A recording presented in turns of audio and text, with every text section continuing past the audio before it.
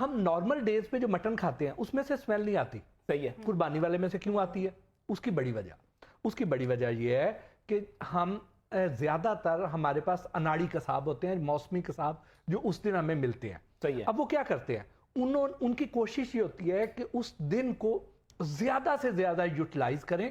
ہم آج کوئی 10 بکرے 20 بکرے 30 بکرے کر لیں, ان کی یہ کوشش ہوتی ہے تاکہ پیسے زیادہ اکٹھے کر لیں. اب اس چکر میں وہ کیا کرتے ہیں کہ ایک رگ ہوتی ہے جو دماغ سے نروس سسٹم کی, جو اعصابی نظام کو ریڑھ کی ہڈی میں سے گزرتے ہوئے جاتی ہے. اب وہ اس گلے کے اندر وہ جو ہڈی ہوتی ہے اس کے اندر چھپی ہوئی ہوتی ہے, وہ اسپیشلی چھری اس کے اندر گھسائیں گے اور اس کو کاٹ دیں گے. اچھا. جیسے ہی وہ کٹے گی اس سے دماغ کا باقی جسم کے ساتھ رابطہ منقطع ہو جائے گا.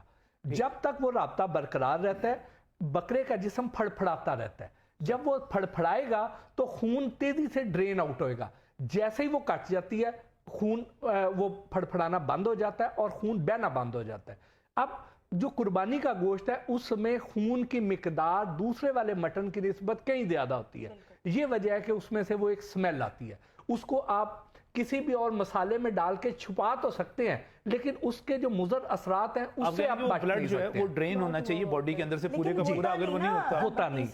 یہ جو آپ کہہ رہے ہیں وہ ایک رگ ہوتی ہے وہ ادھر سے گزرتی ہے, وہ نہیں کٹنی چاہیے. اب مجھے کیا کروں میں, اب کسی نیورو سرجن کو لا کے کسائی بنا لوں؟ نہیں بالکل نہیں. جو پروفیشنل کسائی ہے اسے پتہ ہے اچھا کہ وہ نہیں کاٹنی ہے, اسے پتہ ہے کہ اس نے شہ رگ بھی پوری نہیں کاٹنی ہے. صحیح ہے. اور یہ والی رگ عام رگوں کے ساتھ نہیں ہوتی ہے, یہ اس جو ہڈی ہوتی ہے گلے کے اندر اس کے اندر سے گزر رہی ہوتی ہے, یہ اس کو ڈھونڈ کے نکالتے ہیں. صرف اس لیے کہ جلدی ٹھنڈا ہو جائے وہ.